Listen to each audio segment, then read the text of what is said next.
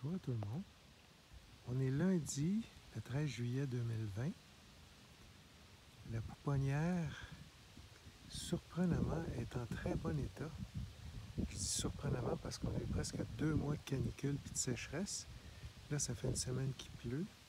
Bien, qu'on a eu 2 pluies. Là. Il n'y aura pas victoire, mais tous les efforts pour bien arroser chacune des planches de culture de la pouponnière, tous les efforts portent fruit. Ça, c'est les topinambours qui ont maintenant plus qu'1 mètre. C'est la pouponnière, mais en même temps aussi, on teste différents légumes puis différents cultivars de fruitiers, de petits fruits, de bon. Fait que, regardez-moi ça, les belles hémérocalles Stella d'Oro, les framboises. C'est vraiment beau. Ça, c'est des chênes à gros fruits, des cerisiers tardifs qu'on a plantés tard quand même. On voit qu'ils en ont arraché, c'est jaune un peu, mais ils sont en vie. Là. Les feuilles sont pas trop molles.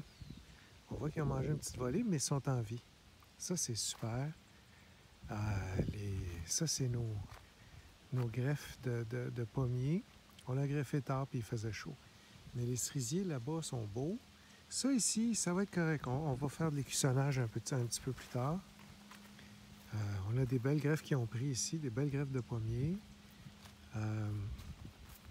Ça, c'est un saule arbustif que Marie-Tulipe nous a donné. Il y a déjà 1 mètre. C'est des boutures qu'on a plantées. Les boutures étaient petites, mais on voit que ça s'est enraciné super bien. Ça, on va pouvoir tresser des trucs, puis faire des tuteurs avec ça, puis tout ça.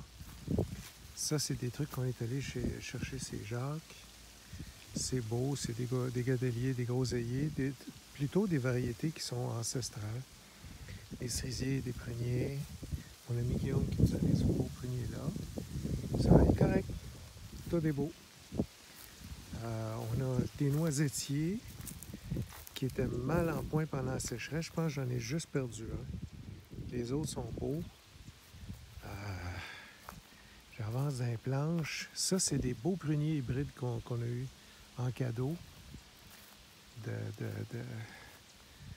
pépinière. On n'a pas perdu un, j'en avais 13.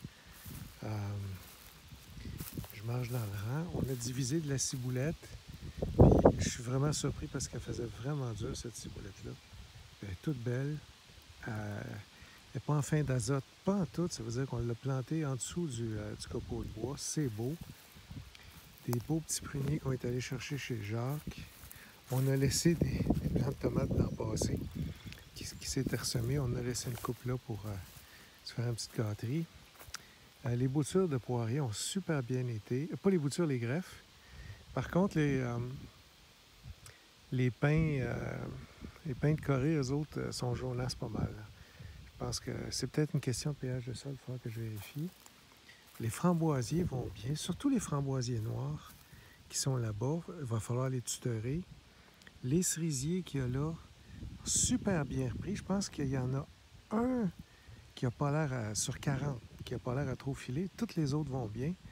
Le réfort, on le voit là-bas, il est beau. Fait que, un dans l'autre, là, tous les efforts qui ont été mis ici par les équipes là, d'arrosage, ça a super bien été. On a commencé à installer les tuteurs tout le tour en vue de mettre la clôture pour cet hiver. On va mettre, je travaille pour qu'on ait 8 pieds de clôture, là, tout le tour. Faire un bunker pour protéger ça ici contre les chevreuils. Il va quand même y avoir de la broche, des petits rouleaux de broche pour protéger les arbres fruitiers contre les rongeurs.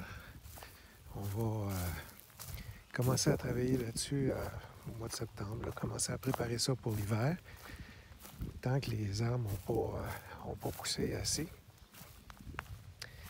Mais ce que je vois là vraiment, là, c'est vraiment super.